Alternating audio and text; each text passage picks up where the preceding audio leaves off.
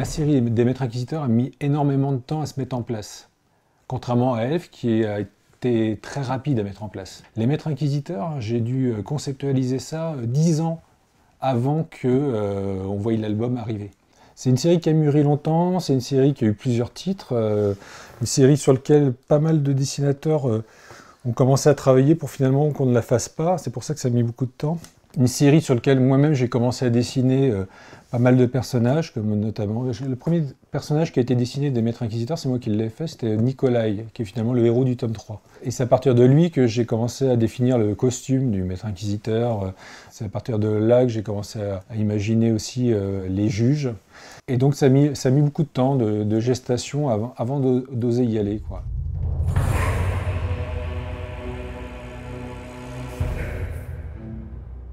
Quand j'ai pensé à Les Maîtres Inquisiteurs, je l'ai pensé plutôt réaliste, hein, cette série de fantasy. On peut sentir par exemple que les orques sont des Africains, que les nains pour le coup ont un aspect très arabe médiévaux. Et donc c'était évident que le reste, on pouvait ressentir un peu un côté européen pour les autres personnages, notamment pour les Maîtres Inquisiteurs. Et donc la carte, elle est venue d'elle-même en fait. J'ai pris la carte d'Europe et du début de l'Afrique et j'ai déformé. Et ça a donné les terres d'Occitan. Pendant plusieurs années, ça a été juste à moi. Et puis ensuite, dès qu'on a engagé des auteurs sur le coup, comme Pierre Denis Gou par exemple, etc., là c'est devenu un univers partagé et sur lequel d'ailleurs chacun a mis son empreinte. Avec à chaque fois un couple scénariste-dessinateur qui travaille sur un personnage.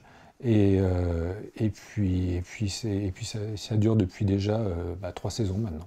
Quand on est plus nombreux, on est plus fort, et c'est important aussi. Donc on a plus de créativité, on a plus d'énergie, et donc on crée un univers qui est plus puissant que tout seul en fait. Hein. Les différents points de vue se mélangent, et à la fin on arrive à quelque chose de beaucoup plus riche que si on était seul.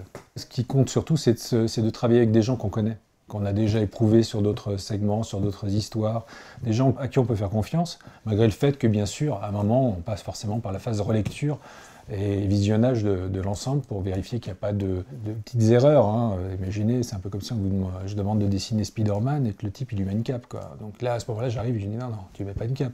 L'autre qui me le fait parler comme un ch'ti, je dis non, il ne parle pas comme un ch'ti. Voilà. C'est ça ma tâche après. Mais en général, je tombe avec des gens qui ont quand même l'habitude de travailler en équipe aussi, comme Olivier Perru, comme Nicolas Jarry, et qui bien sûr vont pas s'amuser à me le faire parler Spider-Man en ch'ti. Donc les Maîtres Inquisiteurs sont incarnés ensuite logiquement en fonction des choses par des auteurs qui ont cette habitude-là. Le premier tome, c'est Pierre Denis Gou qui le dessine. Pierre Denis, il est également le dessinateur des nains et même le créateur de la Bible des nains. C'est lui qui a inventé tous les costumes, tout l'environnement de nains. Le tome 2, c'est Paolo De Plano. Paolo De Plano, on le voit actuellement, il dessine nains régulièrement. Le tome 3, c'est Augustin Popescu, qui a également dessiné Elf, tome 15, si je ne me trompe pas. Jean-Charles Poupart, il dessine actuellement à Orc et Gobelins. Donc finalement, les dessinateurs des Maîtres Inquisiteurs se retrouvent sur les terres d'Aran.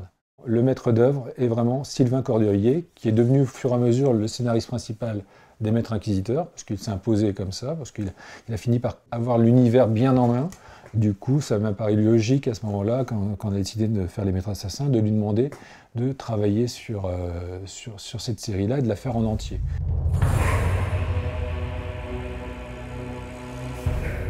Je ne vais pas pleurer tout de suite parce qu'une série s'arrête.